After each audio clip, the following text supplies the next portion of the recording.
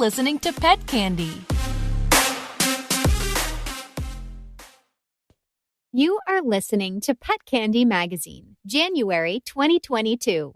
This show is brought to you by Petzey. Get instant access to veterinary professionals when you need them.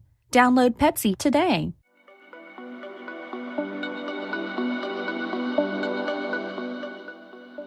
Welcome to the world of pet candy. Dr. Joe Lopez. Do you remember where you were 2 years ago? I do.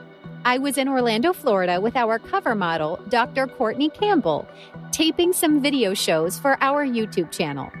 Dr. Courtney, a Californian veterinary surgeon, was doing a new show for us and was covering the latest news, which was the devastating wildfires in Australia. At that time, we were just hearing about a very contagious respiratory disease in Asia. We only knew it as a coronavirus at that time. It was several weeks before it was officially named SARS-CoV-2. He mentioned it on the video, but just in passing. It wasn't a hot story at the time. Little did we know. 1 month later, we met again in Orlando, but this time it was for an awards ceremony. Dr. Courtney was receiving the Global Pet Expo's Excellence in Journalism Award, so I flew down from New Jersey to Florida for the day to watch. A few days later, our world as we knew it changed forever. Although we text, talk on the phone, and occasionally meet up on Zoom, I haven't seen Dr. Courtney in person until he stopped by our offices for this issue's photo shoot. We had so much fun catching up. He spent the afternoon playing with all the animals, especially our office kitten Bastet, who also graces this month's cover. All the animals loved him and followed him around, begging to be petted. It is an honor for me to tell you all about this amazing person and the mission he is on to increase diversity. We have some other great content in this issue for you, from creating healthy habits to dog training tips. I hope you enjoy this issue as much as we have had creating it. Dr. Courtney Campbell is a man on a mission. Jen Boone. Whether it's performing surgery on a pet in need or hosting his hit veterinary news program, Vet Candy Watch, Dr. Courtney Campbell is always on the go, and it shows. Today, he works as a multimedia animal health advocate, as well as a board-certified veterinary surgeon. Raised in Burlington, Connecticut, he fell in love with animals at a young age. In fact, Dr. Courtney likes to joke that it's entirely possible he was raised by wolves, though given his wonderfully gracious and approachable attitude, we highly doubt that. At the age of 10, Dr. Courtney was gifted his first puppy. Combined with an interest in wildlife and animal health and wellness, this led him to pursue his dream of becoming a vet. A love of animals meets a natural gift for entertainment. Had you asked Dr. Courtney Campbell if he wanted to pursue veterinary media after completing vet school, his answer would likely have been, "Excuse me, what's that?" And yet today, this is precisely the field he finds himself in. Veterinary media is an important part of the pet ownership landscape. It's one way people can access trusted information. By tuning in to a daytime talk show or listening to a podcast, pet parents get to hear directly from qualified professionals who are equipped to share their knowledge and experiences, answer questions, and discuss topics that might otherwise go unnoticed. While having an up-close and personal conversation with your family veterinarian may be limited to once-yearly checkups, anybody can watch television segments featuring a veterinarian 24/7. In this field, Dr. Courtney excels. The best way to get an audience's attention? Use a mixture of education and entertainment, or edutainment, as he likes to say. In addition to being the host and producer of Vet Candy Watch, Dr. Courtney is also a reoccurring guest expert on The Rachel Ray Shows, CBS The Doctors, Home and Family, as well as many other talk shows. From practical tips like how to cut your pet's nails to life-saving information, such as performing Canine CPR 101. Dr. Courtney tackles it all with a friendly smile. No time to watch TV? No worries. He also hosts a podcast. Anything is possible. One thing his worldwide listeners all agree on, Dr. Courtney has a gift for presenting information in a fun and exciting manner.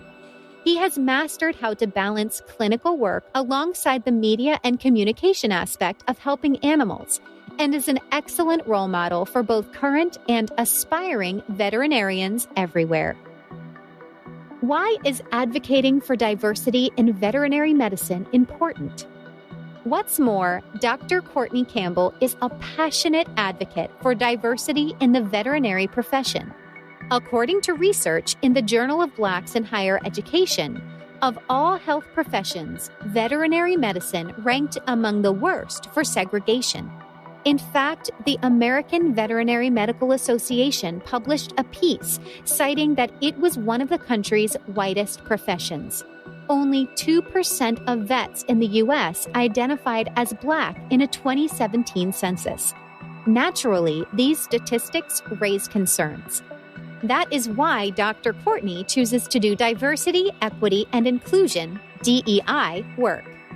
He himself was the first African-American veterinarian to be the recipient of the Global Pet Excellence in Journalism and Contributions to the Pet Industry Award.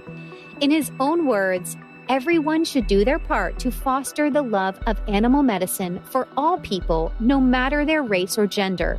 The contributions of African-American veterinarians, veterinary technicians, and research scientists should be recognized and celebrated.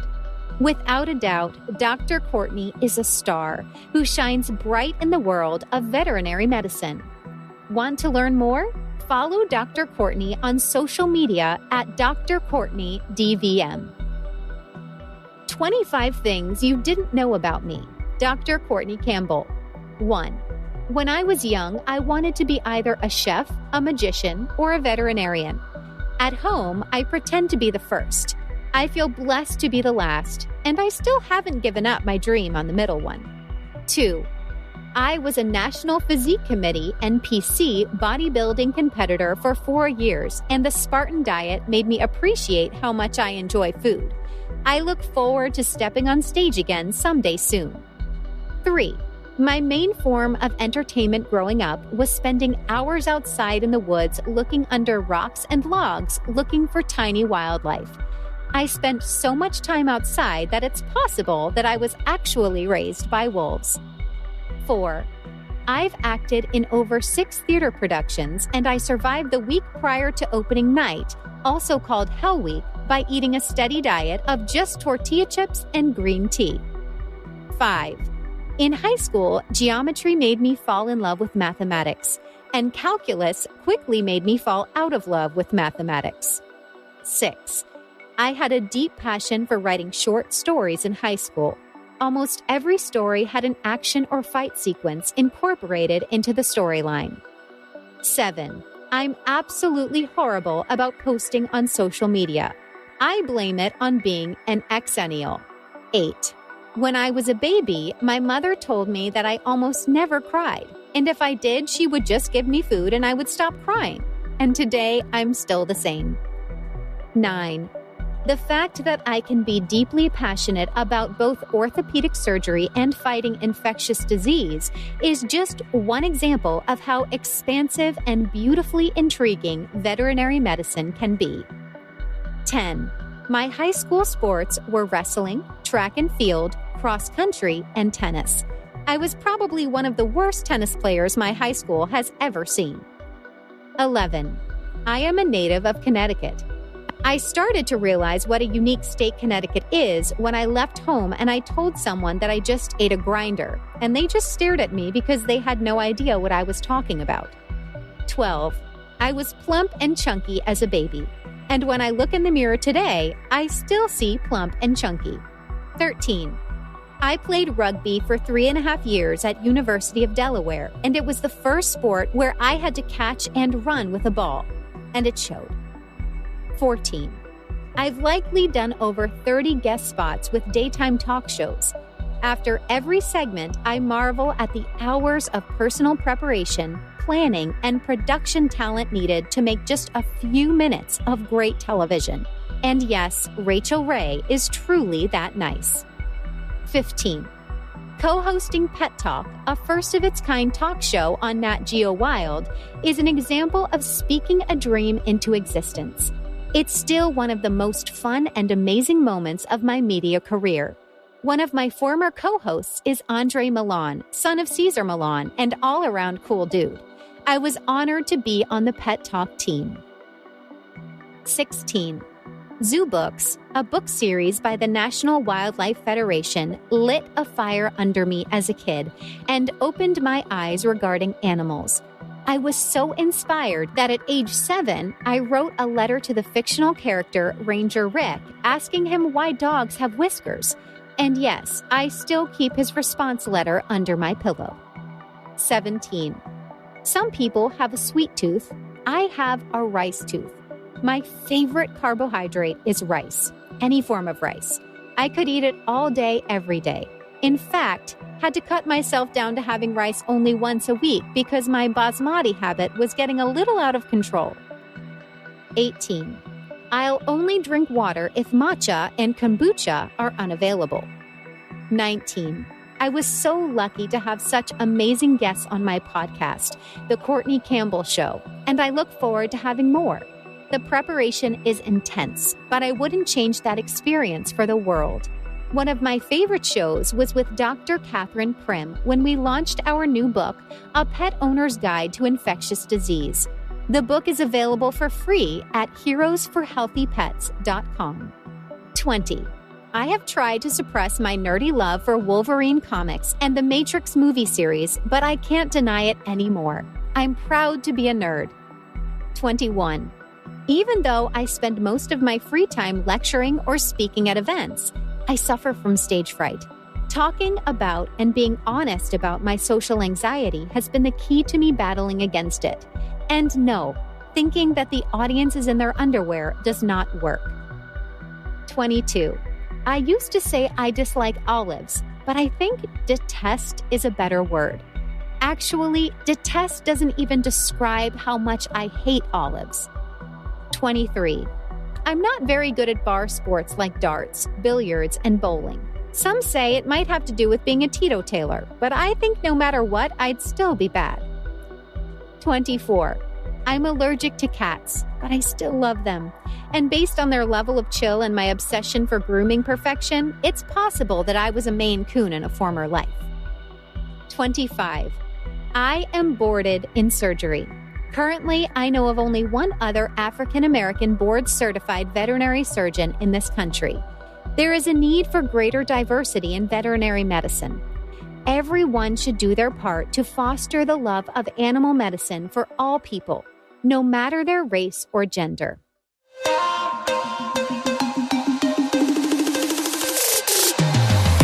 We'll be right back with more pet candy. Let's face it, we all love our pets, and we want to do whatever it takes to keep them healthy and happy. When you have questions or problems, it's important to speak to someone right away who can help. That's why you should download Petzey, a free app that connects you immediately with credentialed veterinary professionals. Get help when you need it, 24/7. Get the peace of mind when it comes to your pet's health. And download Petzey for free today in the App Store. You'll be glad you did.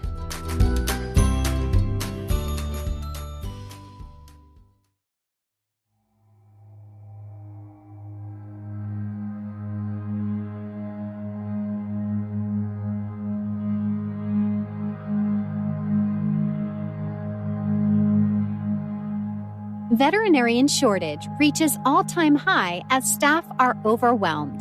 By Jen Boone. Can't get in to see a vet? You're not alone. Booking an appointment with your family veterinarian has become an increasingly difficult task these days. In fact, many professionals are ringing the alarm bells and calling it a full-blown crisis. Between massive backlogs, cutback hours, and long wait lists, pet owners are wondering, Why does there suddenly seem to be a massive veterinarian shortage? Let's look at the statistics and hear from real-life vets to find out exactly what's going on. What is the leading cause of veterinarian labor shortage?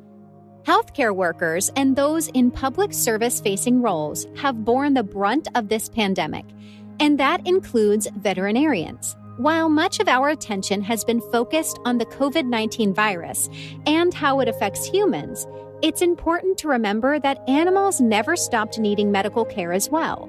Unfortunately, the pandemic accelerated an already worrying trend in this regard.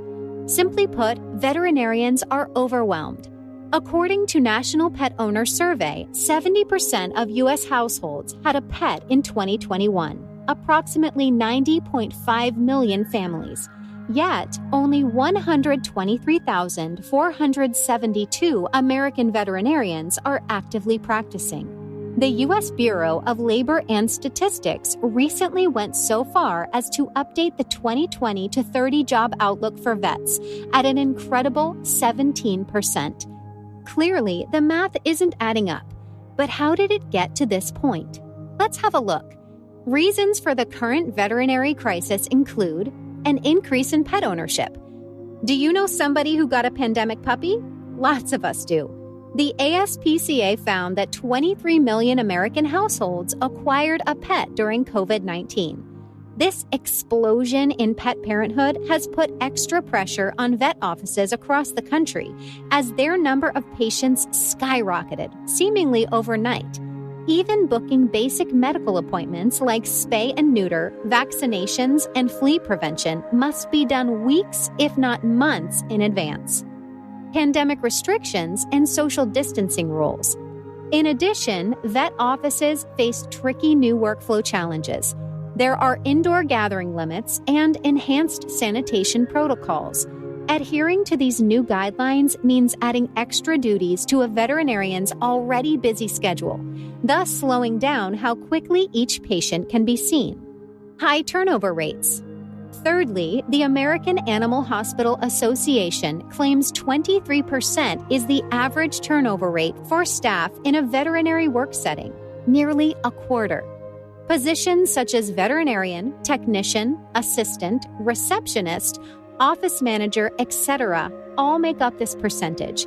In underserved areas, losing even one or two staff members can be a huge blow to the pet community. This is especially true if a single vet clinic serves a large population or is located in a remote setting. As we can see, the problem is complex. Despite veterinary school applications growing by 19% in 2021, there is still a dire need for more animal lovers to join the profession. 5 reasons why experienced vets are switching careers or retiring early.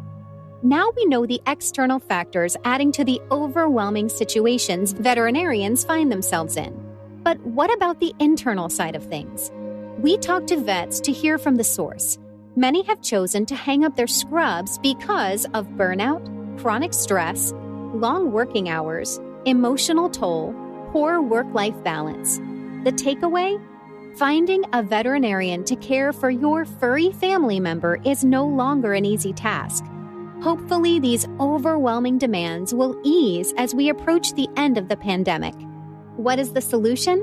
You can use telemedicine. By definition, veterinary telemedicine is the remote diagnosis and treatment of pets by means of communicating through technology. The year 2020 has been transformative for telemedicine, with the COVID-19 pandemic fueling a rapid shift in how people access veterinary care. Veterinary telemedicine gained a lot of popularity during the pandemic, and some pet parents prefer to continue their visits this way. With many veterinary clinics booking out appointments several weeks, telemedicine is a great option for you. Petzey is a telemedicine platform allowing you and your pet to get real-time advice from a vet expert immediately for only $20 per consultation. Just download the app from your app store and complete your profile, and you can be connected with a veterinary professional immediately from all 50 states. How does it work? With Petzey, you will talk to a veterinary professional via your phone or video chat and get real-time advice on what you should do or get for your pet. This is a great option if you can't get an appointment with your regular vet's office.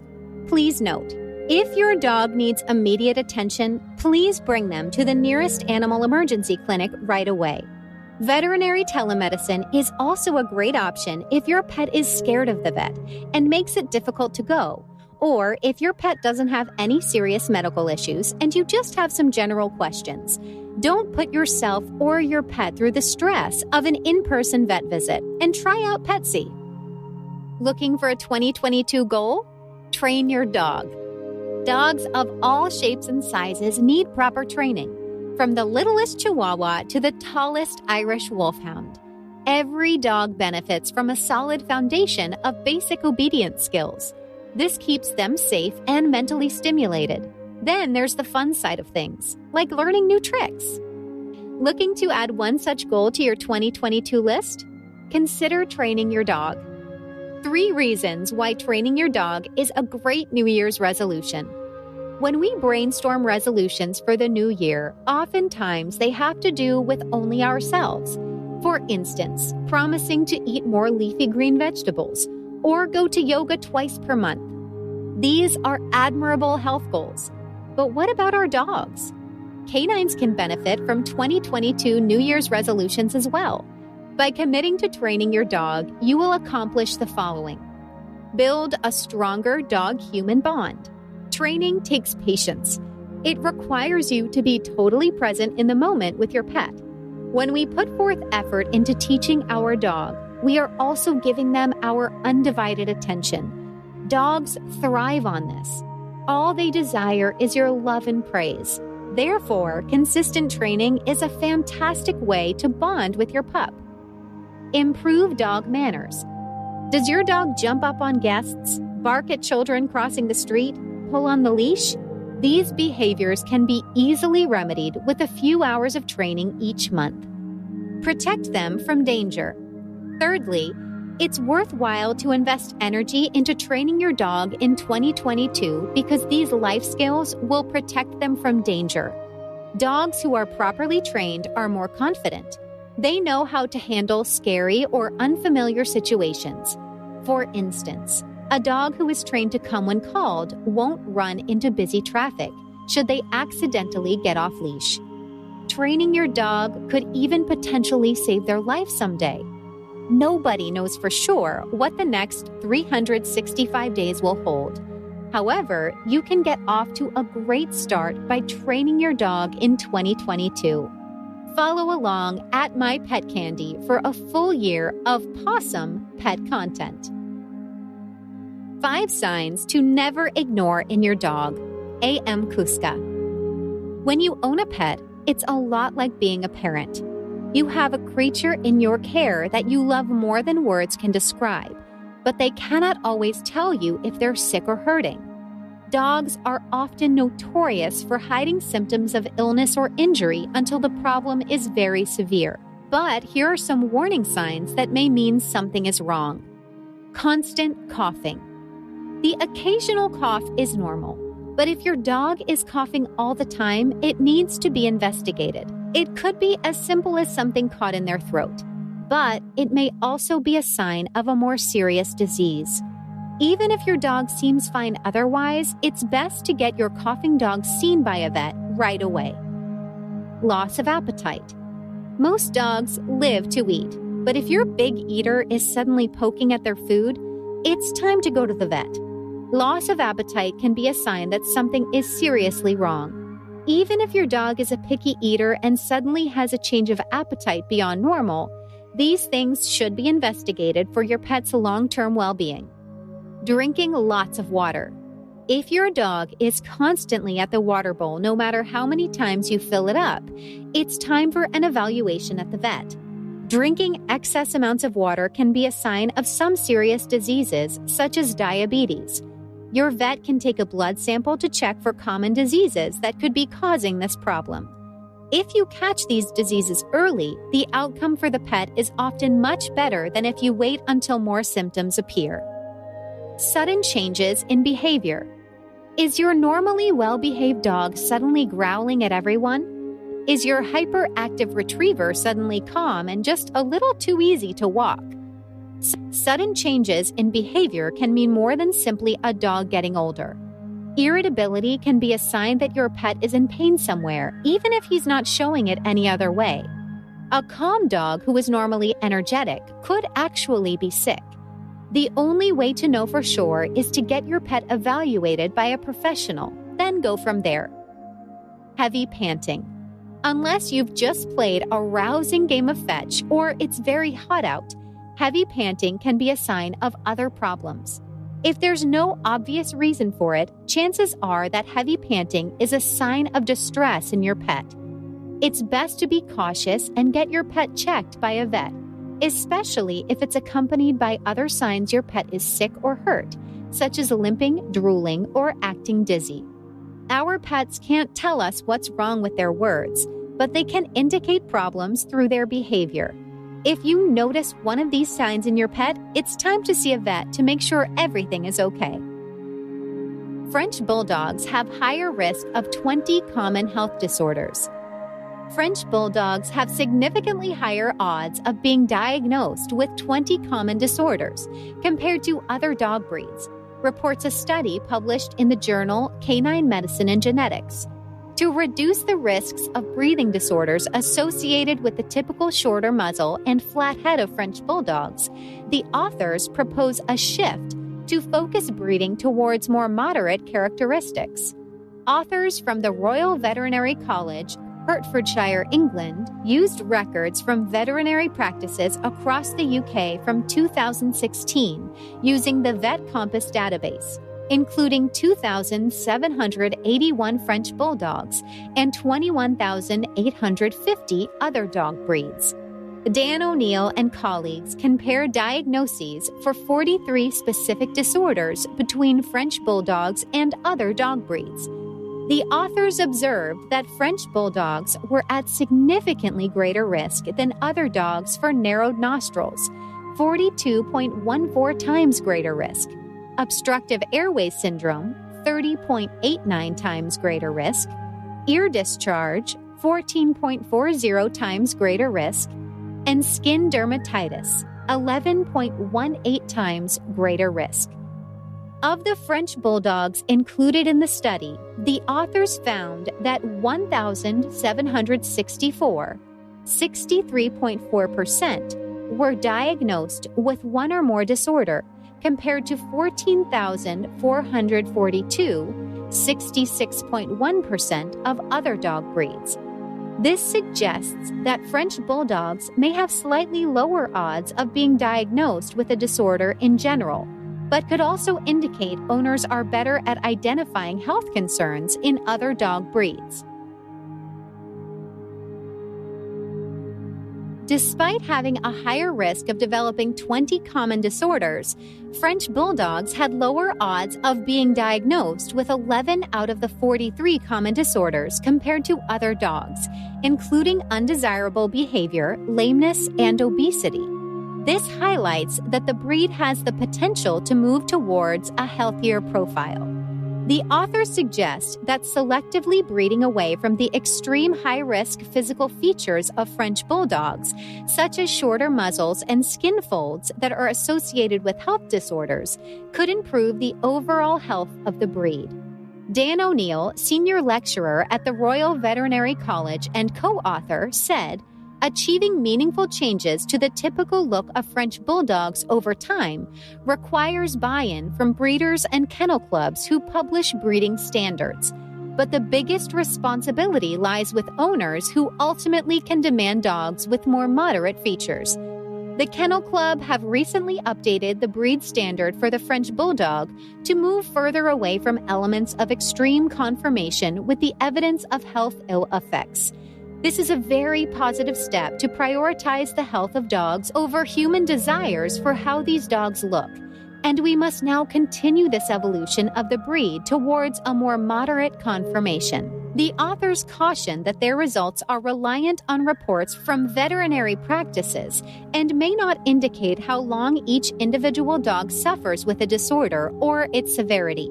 They also caution that owners may not recognize that snoring in French bulldogs could be indicative of a breathing disorder and may not take their dog to the vets. The authors conclude that kennel clubs, breeders, and the general public need to work together to encourage the breeding and purchasing of French bulldogs with less extreme features associated with poor health.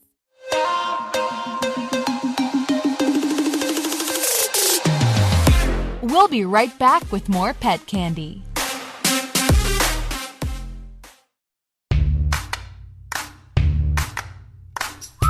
Hey pet parents, this is your favorite lifestyle guru, Renee Michelle, and I'm excited to tell you about my new show on Pet Candy. Join me and make some cute pet stuff. Talk about life and love and everything in between.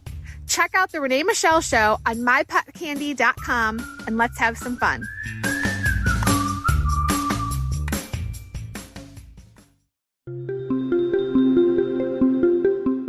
Five Ways to Winterproof Your Dog by A.M. Kuska. Brr! There's a chill in the air. The leaves are falling. Soon snowflakes will begin drifting downwards from the sky and lining the streets with snow. How does your dog feel about winter? For many pups, winter is a time of great fun. But all that snow and ice can prove to be dangerous for dogs. Unlike us humans, canines cannot adapt to the weather. Instead, they need us, their loving owners, to keep them safe and warm. Here's how. 1. Paw protection is a must.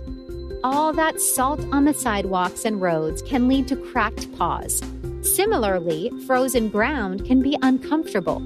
Avoid painful walks and long-term damage by putting booties on your dog's feet. They might hop around and be silly at first, but it's worth it to protect their sensitive paw pads. 2. Limit walks in below zero temperatures. Letting Fido outside to do his business is A-okay. But if it's too cold for a person to be outside for more than 10 to 15 minutes, it's also too cold for a dog. Remember, hypothermia can be deadly. 3. Invest in a thick coat. Dogs have fur. However, that doesn't mean they don't feel cold. While some breeds like Huskies adore being caught in a whiteout snowstorm, most pooches will shiver when the temperature drops too much. Keep them cozy with a thick coat. 4. Stay dry. It can be challenging to stay dry in winter. Freezing rain and slush is everywhere. When your dog inevitably gets wet, pat dry with a towel as soon as you get home. 5. Know the signs of frostbite. If your dog's skin is bluish-white, swollen, and painful when touched, they may be suffering from frostbite. Ouch! Keep an eye out to prevent this from happening. Now, you and your pup can enjoy the season even if those walks are a little chillier than normal. How to create your perfect morning routine. A.M. Kuska. Let me preface this by saying no. You absolutely do not need to join the 5 a.m. club in order to have a successful and productive morning routine. In fact, if you aren't a morning person, I'd recommend you don't do that at first, because you'll likely just end up tired and run down. Mornings are supposed to be a fresh start. How you choose to define that fresh start is up to you, but there are numerous ways to create a morning routine. But here's how I set up mine that I've been using for almost a year now. Decide what you want your mornings to look like. You don't need to be specific here. All you need to do is define what a morning routine is to you. Is this your personal time? A time to relax? A time to be productive? A time to exercise? Or all of the above? Figure that out first, and all of the other pieces will follow suit. Pick a time. Pick a wake-up time that you genuinely believe you could commit to for 30 days. If you aren't a morning person, I recommend a 7 or 8 a.m. time. And if your goal is to ultimately get up even earlier, work towards that goal in half-hour increments. Don't throw yourself in at the deep end, or the routine likely won't stick. Determine the activities you want in your morning. The thing about a morning routine is that it is in fact a routine. To some, it's even a schedule. You have to know what you want to do in the mornings in order to reap the most reward from getting up earlier. If your goal is to use this extra time as your personal time, maybe take that extra long shower, take a bath, do some yoga, read a book, journal, etc. However, if you're like me and your mornings are about getting a jump start on your day, maybe you schedule going to the gym, meditating, getting a head start on work, etc. It's all up to you, but schedule it. What are the essentials? For beginners, I find the short bullet list of items to be beneficial in helping create your ideal morning routine. Pick your wake-up time. Include breakfast and water intake. Do something physically active, even just for 20 minutes. Schedule an equal amount of time for yourself. Meditate, journal, etc. Do something that makes you feel productive. Work, read, clean, etc. Schedule this in increments at first. It makes a huge difference. Commit for 30 days to make it habit. Morning routines make a significant difference in how your day goes overall. In my opinion. Where people falter is not treating it like a skill that has to be practiced and maintained. You'll have to rearrange your schedule, and your morning routine may even be specific to certain days. That's okay.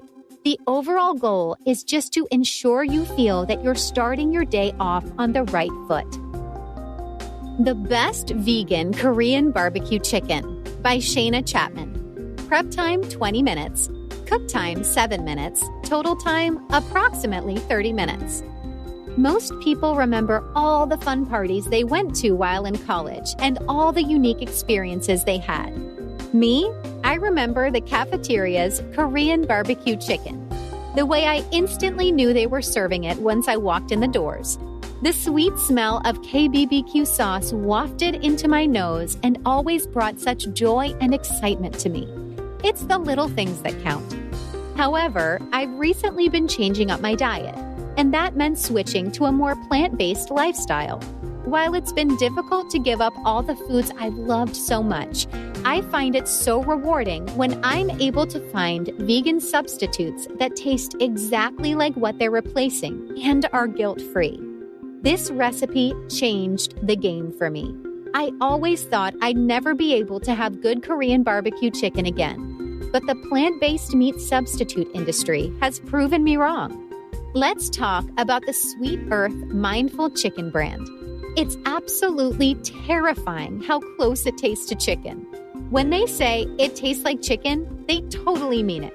I tried this brand on a whim when I excitedly discovered my local grocery store had Korean barbecue sauce. Oh, how I miss that sauce. It's barbecue sauce on a whole other level, both savory and sweet with a strong umami flavor. There's really nothing better than good Korean barbecue. I looked at the vegan chicken and thought, well, I'll give it a chance. Worst case scenario, it tastes like tofu. However, when I tasted the chicken, I was bewildered. Now, this recipe has become a staple in my home, and it's so easy to make. First, you're going to start off by placing your vegan chicken strips in a plastic bag. You can use any vegan chicken, but I highly recommend using the Sweet Earth brand. Then pour Korean barbecue sauce over the chicken, just enough so that the chicken is nicely covered. I used a store-bought sauce because it's simple and delicious. You can make your own KBBQ sauce too, but if you're busy like me, it's not always easy to add that extra step. I used the We Rub You brand of KBBQ sauce. It's vegan and it tastes nearly restaurant quality. Now for the fun part. This recipe gives you a free workout. Give the bag a good shake. I found it easy to jump up and down with the bag for a maximum chicken coverage. Once the sauce covers the chicken completely and evenly, place it in the fridge for 15 to 20 minutes to marinate. This is optional, as you could always leave it out of the fridge and let it sit for however long you have time for, but it tastes the best when it's left for as long as it takes for rice to cook. While the chicken marinades, I start to prepare what I want to eat with the dish. I absolutely loved a good chicken bowl back in the day with the sauce dripping onto steamed white rice. So of course, I whip up a batch of rice in the meantime with my rice cooker. If you don't have a rice cooker, I strongly encourage you to invest in one. It makes your rice-loving lifestyle so much easier. I like to make a simple white rice with this dish, but feel free to choose any base. Quinoa, brown rice, wild rice, etc. are all great options to go with the KBBQ chicken. I also love to add a few veggies on the side too. Some shredded carrot, edamame, and even broccoli can really add a good healthy boost to your dish. Once your chicken is done marinating, simply add in 1 to 2 tablespoons of sesame oil or any other oil of your choice to a pan or wok. I prefer using a wok because the stir fry is so much quicker and better. Sesame oil is used in most Asian dishes and really adds to the restaurant quality flavor as well. Once the sesame oil is heated up slightly, go ahead and add in the chicken, stir frying on high for about 1 to 2 minutes. You want the sauce to bubble strongly because it needs to absorb well into the chicken. Otherwise, it just slides off and you end up with flavorless chicken and KBBQ sauce soup. Once it's bubbling intensely, lower your heat to medium or low if it's boiling too hard. Then, stirring occasionally, let the chicken cook for about 5 more minutes. You'll know it's done when most of the sauce is absorbed into the chicken. Personally, I like for a little sauce to be left over in my wok so that it spreads onto my rice and adds more flavor, but it's up to you. After 5 minutes, your KBBQ chicken should be done and ready to serve. Enjoy! Ingredients: 1 package of Sweet Earth Mindful chicken strips, Korean barbecue sauce. I use the We Rub You Original Korean Barbecue Marinade, 1 to 2 tablespoons of sesame oil. Steps: 1. Place your vegan chicken strips in a plastic bag and pour enough Korean barbecue sauce over the strips to ensure even coverage. Give the bag a good shake to spread the sauce all over the strips. 2. Let the marinated chicken sit in the fridge for 15 to 20 minutes. In the meantime, cook up some rice or whatever side dish of your choosing. 3. After the chicken has marinated for a bit, heat up your sesame oil in a pan or wok. 4. Place the chicken in the pan or wok and stir fry on high for 1 to 2 minutes or until the sauce starts to boil and bubble significantly. 5. Reduce the heat to medium, allowing the sauce to bubble slightly. Continue to stir fry for about 5 minutes until sauce is properly absorbed into the chicken. It should coat the strips evenly without too much sauce left over. 6. Remove from the heat and plate with your favorite Korean barbecue chicken side dish, and you're done. How to Keep Your Pocket Pet Happy by Giselle Richardson. If you own one of the smaller crew of pets available, it can be hard to decide if your pet is really happy or not. Dogs wag their tail and cats purr, but how do you know if your hamster is happy? Pocket pets, from tiny gerbils to the much larger guinea pigs and chinchillas, may be much-loved pets by their owners, but it's not always easy for those owners to tell if they're content with their lives.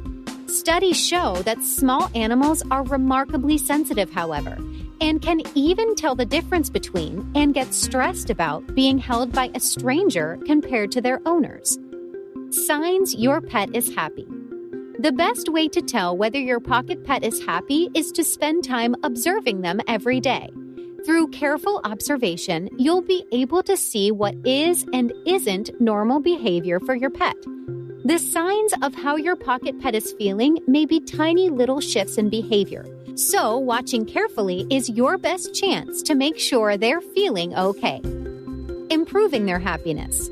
Once you know what your pet's behavior is like normally, you can start making small changes to improve on their happiness. One of the biggest things you can do is to keep them healthy. A sick pet is definitely an unhappy pet.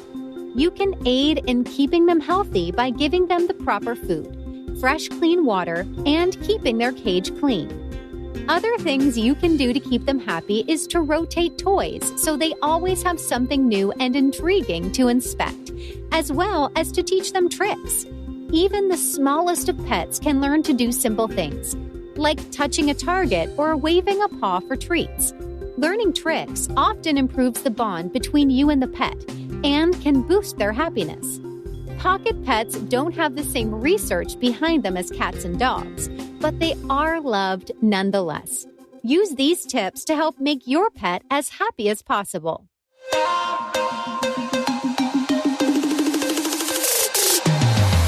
We'll be right back with more pet candy.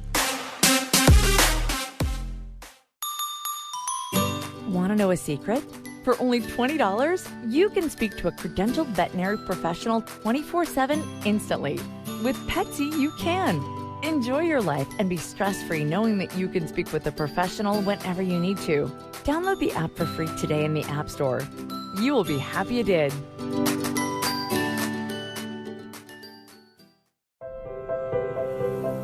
Five things you can do to help save our Earth. A.M. Kuska.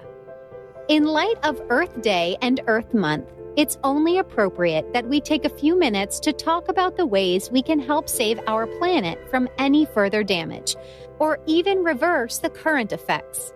Recycle. And recycle correctly. This is often where people go wrong. In case you're unaware, most of us are. Not every recycling plant accepts every well-known recyclable item. Depending on the plant and area, you may only be able to recycle plastic bottles, while other areas can accept plastic items, glass items, and paper items alike. Make sure that you're checking your local area's guidelines for what items they accept at their recycling plants, and be sure to do the same anytime you go somewhere new. Use less plastic. Plastic is the leading contributor to our current pollution problem. Studies show there are 5.25 trillion pieces of plastic in our oceans alone, let alone what's taking up space in landfills and scattered throughout nature. Luckily, there are numerous ways that you can go about reducing your plastic usage, including using compostable straws or metal straws, skipping the plastic produce bags at the grocery store and using reusable ones, swapping plastic grocery shopping bags for reusable bags, trading out throwaway plastic containers for reusable glass ones. Use less paper products. This one can be a little more difficult depending on your love of paper products, but it's so beneficial to our environment. As you're probably well aware, paper is made from trees. So the more paper you use, the more trees have to be cut down, leading to even more destruction of our environment. Where you can, try to swap out paper products for non-paper or recycled paper products, such as journals and notebooks made from recycled paper. If you're up for it, I even recommend switching to electronic products altogether where you can. There are numerous journals out there now that are electronically designed to be reusable, so take advantage of these. Eat less meat. This may not be the most appealing thing to some of you, but the meat industry is the leading cause of global pollution. By reducing your meat consumption, you will reduce the meat industry's ability to add toxic fumes into our air, and therefore reduce pollution rates. I recommend having at least 2 meat-free days a week to start. Who knows? You might just enjoy the meat-free life. Walk more. Not only is this good for the environment, since you'll be reducing the amount of gas being emitted into the air, but it's also great for your health. I personally walk to locations that are less than 20 minutes from my house, walking time. I think this is a great number to start with and to increase over time. There are numerous things that we can do to help preserve our environment, but I highly recommend starting with the easiest swaps you can add and building from there. New pet? Here's some tips and tricks for making the first vet visit successful by Jen Boone. That adorable little kitten or puppy is finally home. Now the only thing left to do is schedule an appointment with the veterinarian. Going to the vet for the first time with a new fur baby can be nerve-wracking, but not to worry. We've rounded up the top tips and tricks to make your visit a breeze. How to prepare for visit number 1. Take your puppy for a walk. If you have a puppy or adult dog, it's always a good idea to take them for a walk around the block before jumping into the car. This is an opportunity to empty their bladder, relieve themselves, and get rid of some pent-up energy. Ideally, they won't have an accident at the vet as a result. Get to the office early. Firstly, you're going to want to get organized. Call ahead to confirm your appointment time if your veterinarian's office hasn't already done so. Aim to leave the house 15 minutes early. This buys some wiggle room in case of traffic and also ensures you have time to fill out any paperwork in the waiting room. Carry yummy treats. Next, store some treats in your pocket. A vet office can be overwhelming for a kitten or puppy. Draw their attention onto you by offering delicious snacks. This will help distract them from scary noises and weird smells. Reward good behavior. In conclusion, visiting a veterinarian shouldn't be a distressing experience for your pet. Make their first trip stress-free by following these top tips. 3 ways to beat anxiety. A.M. Kuska. If you have anxiety, it can stop you from doing many of the things you enjoy. You may have put off many of the milestones you've dreamed of in your life because of your anxiety.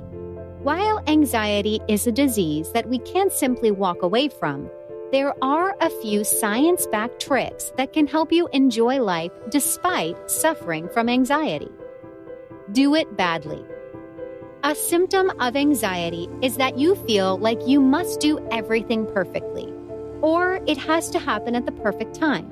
You can't simply propose to the person you love. It must be done on a beach with a glowing sunset, perfect weather, and with the ultimate perfect ring.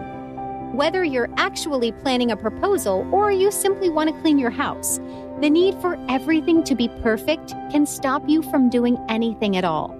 Give yourself permission to do things badly and focus on getting it done rather than getting it done well. You may be surprised at just how good your bad job turned out. Forgive yourself. Did you make a mistake? With anxiety, you're probably up at night plagued by something you said at a party way back in 2010. We're generally our worst critics, but you can't really avoid yourself. When you find yourself worrying because you think you screwed up at work or you said something you regret, forgive yourself first. Help others. A great way to help ease anxiety, according to science, is to help others. Volunteer for a cause you feel close to or spend time working on helping future generations. When you feel like you have a purpose in life, it can go a long way to helping how you feel about yourself.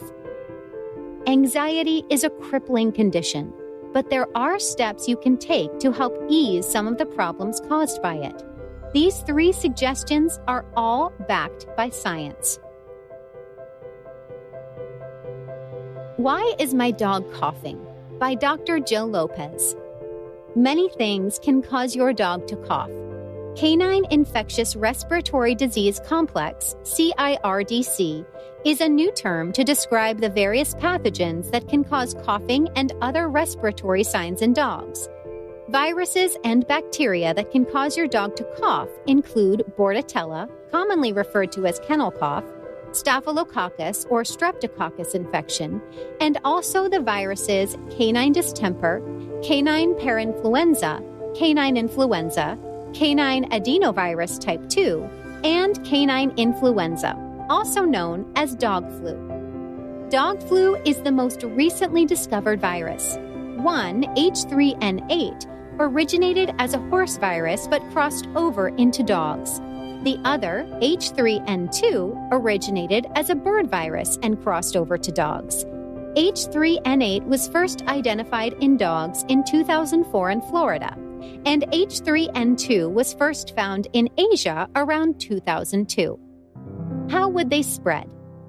Just like the way a cold or flu transfers from people to people, These bacteria and viruses transfer to a healthy dog through direct contact with respiratory secretions from an infected dog. Sometimes contaminated clothing or food and water bowls can store and transfer the disease. A dog that is visiting a kennel, doggy daycare, or other social areas are at most risk of becoming infected. How serious are these diseases? Sometimes these pathogens only cause mild illness, but some may be life-threatening. How can I prevent these diseases? Prevention is key. There are vaccines available for most of these diseases. Talk to your veterinarian about vaccination options for your dog. How often should you wash your dog? A.M. Kuska. Some dogs just smell. They haven't rolled in anything, today anyway. They just have a strong doggy odor. While your dog may be mystified as to why you don't want to snuggle, their natural dog smell can be pretty strong if left untended. On the other hand, washing a dog too frequently can lead to dry, itchy skin. If you're trying to strike a balance between stinky and dry, there are a few tips on how to figure it out. Breed of dog.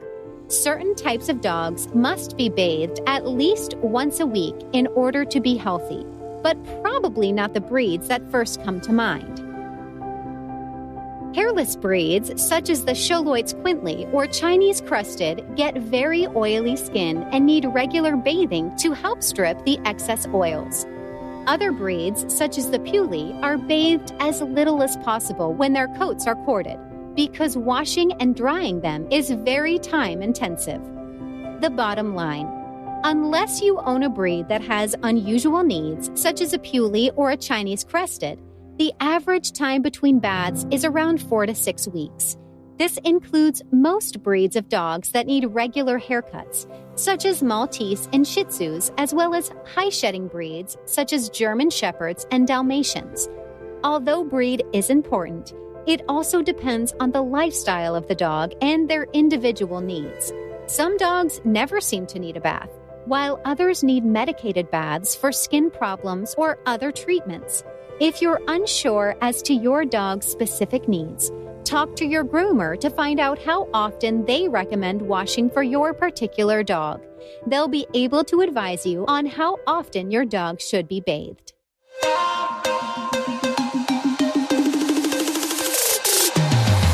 We'll be right back with more pet candy.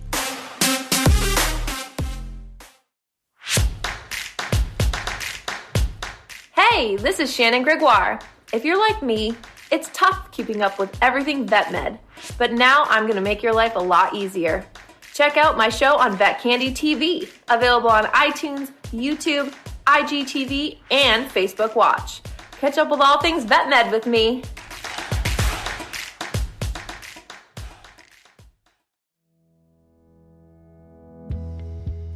What pet is best for your lifestyle? A.M. Kuska. Choosing a new pet can be a very exciting time in your life. There are many types of animals available, from the traditional dog and cat to large animals such as pet pigs and horses, as well as exotic animals like birds and reptiles. With so many choices out there, you might find it difficult to choose an animal that fits your lifestyle. However, taking the time to do your research is very important.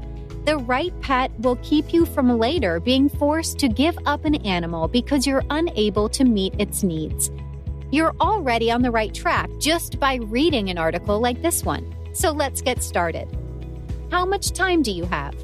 Some animals take a great deal of care, while other animals need hardly any time at all. If you're away frequently and need an animal that's easy to care for, a fish tank is an ideal option. Fish only need a sprinkling of food once or twice a day and a water change once a week in order to have a good quality of life. On the opposite end of the spectrum, dogs require a minimum of 30 minutes of exercise, many hours of training, and boarding when you're away. If you're away very often, they may not be the best choice. If you want a pet that requires more care than a fish, but less care than a dog, a cat could be the right mix. They can take care of their own toilet needs if you're away long hours at work, but will still be fine with a cuddle on the couch once you get back. Do you have kids? Not all animals handle children well, especially when they're small. Rabbits, for example, are prey animals and may not enjoy being clung to. On the other hand, rats are surprisingly playful and intelligent, while not requiring the same maintenance as a dog or cat. If you have children, it's important to find out whether that species or breed is good around kids, as well as teach your children how to handle the pet properly. Look beyond the face. A common mistake is to fall in love with the idea of a breed or species, only to get that animal and discover that your ideals didn't match reality. Terriers, for example, look spunky and cute and are the heroes in many cartoons, but they require a lot more exercise than average dogs. Chinchillas are incredibly entertaining and personable animals, but they're mostly nocturnal. This is perfect if you work during the day and want to come home to a pet ready to play, but not so great if you're a light sleeper and your pet is rustling around all night.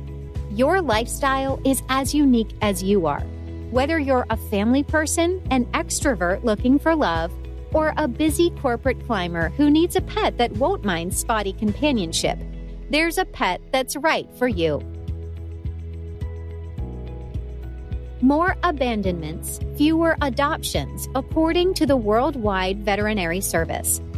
The pandemic spurred an unprecedented demand for pets in the USA, with many buying, adopting, and fostering animals in response to social isolation, until the easing of restrictions led to many of America's lockdown pets being abandoned. With pet abandonment on the rise globally and rehoming programs being disrupted and delayed, one animal welfare charity, Worldwide Veterinary Service, WVS, has been working under massively increased pressure at its centers in India and Thailand.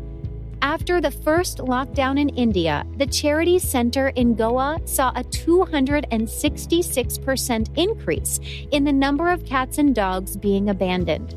With more animals being admitted and the effects of COVID-19 delaying rehoming, the centers have become a long-term home for dogs like Loki, despite the ever-growing costs. At the height of the pandemic last year, Loki, a 3-year-old Indian dog, was found abandoned outside the charity center in Goa. He was in an extremely poor condition, suffering from a severe skin infection that had caused him to lose his fur. Loki was admitted and given medicated baths, supplements, and topical treatment, which improved his condition initially. However, due to immunity issues exacerbated by his abandonment, Loki relapsed and started losing his fur in patches. This meant that Loki spent over a year with the charity receiving treatment and specialized care until he was ready to be adopted.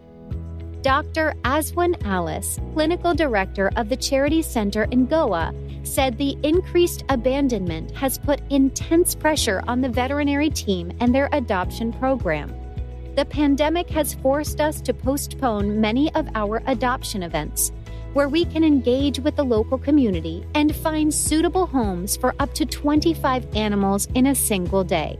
Fewer people are also interested in keeping pets due to loss of employment or income, which has lengthened the adoption process by 1 to 2 months. 2 puppies, who we would usually see adoption applications for quite quickly, have now been with us for 3 months. It means that adult dogs like Loki will unfortunately remain in care much longer. Dr. Luke Gamble, founder and CEO of WVS, explains that his teams are overcoming these challenges and more every day to help animals in need. I set up WVS to provide veterinary care to animals who had nowhere else to turn. But the pandemic has pushed our work far beyond providing veterinary treatment. A series of lockdowns and a lack of tourism meant we had to go out onto empty streets and feed starving stray animals. Whilst within the centers, we have been caring for more and more abandoned pets. We never turn an animal away for treatment. So this means that we're dealing with ever-climbing costs. In the lead up to Christmas, WVS has launched an appeal to help cover the costs to feed and care for its longer-term patients and give them a life beyond treatment until the right home can be found. In the charity center in Chiang Mai, Thailand, there are currently 41 dogs looking for homes, costing £220 to feed and care for per week. While some dogs are adopted within weeks or months, others, like Hans, remain in care for years. Hans spent 9 of his 11 years of life under the charity's care after being rescued from severe abuse. In his former life, Hans was beaten regularly by his owner, causing him trauma and extreme anxiety. When he first arrived, the busy shelter environment was too much for Hans, so he was placed in the care of a local foster carer for the first 2 years. Since then, Hans has slowly overcome his anxiety and been able to form special bonds with the charity's team members before finally meeting his adoptive family in October 2021. Hans's new family had been following his progress via the charity's website for months before inquiring to see if they could provide him with a suitable home. A very slow introduction at the center led to Hans sitting on the lap of one of his new owners, something which would have been unimaginable when he first arrived. After the successful introduction and home inspection, the team knew that this was Hans's chance to live out his golden years in a loving home. He was officially adopted. Mr. Clark, resident canine behaviorist and director of operations for WVS Thailand, explained it's often sick and injured stray dogs who are unable to return to their communities that become the center's longer-term residents. As a major provider of free veterinary care in Chiang Mai, a province with a large population of stray dogs, most of the 20 to 30 cases we see every day are strays. This time last year, we completed the construction of a new critical care unit on site to triple the number of cases we would expertly manage, although our biggest challenge remains finding homes for the adult dogs who were either once strays or pets, like Hans. Readers can help care for dogs and cats in India and Thailand who, through no fault of their own, have found themselves in shelters waiting for the right person to come along. A donation of just £13 can feed and care for 2 dogs in Thailand for a week, while a gift of £25 can vaccinate 10 dogs against life-threatening diseases, preparing them for life in their new homes. Learn more about the urgent appeal and how you can support here. www.wvs.org.uk/life-after-treatment.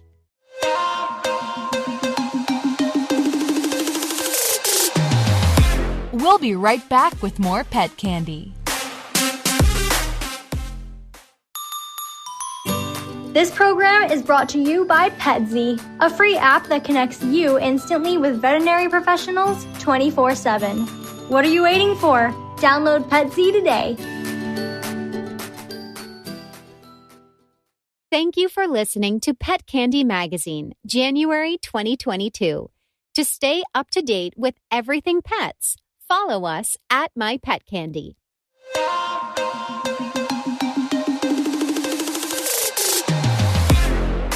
It's Pet Candy. Pet Candy. It's Pet Candy Radio.